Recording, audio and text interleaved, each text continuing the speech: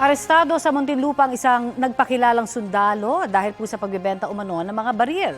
Balitang hatid ni Bam Alegre.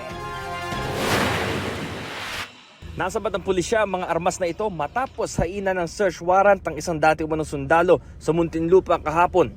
Humigit kumulang isang buwan daw tiniktikan ng pulisya ang suspect. Kabilang sa mga nakuha sa bahay ng suspect ang caliber 22 na handgun, shotgun at caliber 22 na rifle. Humiling ang pulisya na huwag munang pangalanan ng suspect dahil may follow-up operations pa silang ikakasa. Sa investigasyon ng pulisya, ibinibenta umano ng suspect ang mga armas at posibleng ginagamit din sa krimen. During the process of investigation, he admitted na ito ay mga firearms na kumbaga nasa possession niya talaga.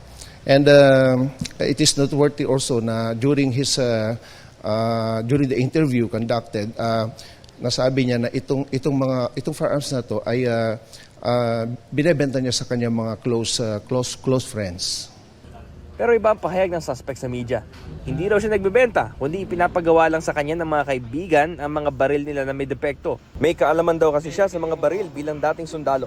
Ako lang po talaga po. Tumatago lang kami ako sa dansadal lang kasi hindi naman alam ng asawa ko kasi may sakit pa. Gipit lang talaga ako yung nahagawa kong ganyan. Hindi ko mo din iniisip nga, simple, nagatiwala naman ako, akala ko.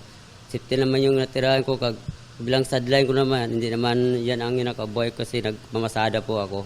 Nasa forensics unit na ng Muntinlupa Police ang mga baril. Sasailalim naman ang suspect sa inquest proceedings. Aalamin din ng mga otoridad kung totoong dating sundalo ang suspect. Bam Alegre, nagbabalita para sa GMA Integrated News. Kapuso, para sa mga maiinit na balita, mag-subscribe sa GMA Integrated News sa YouTube.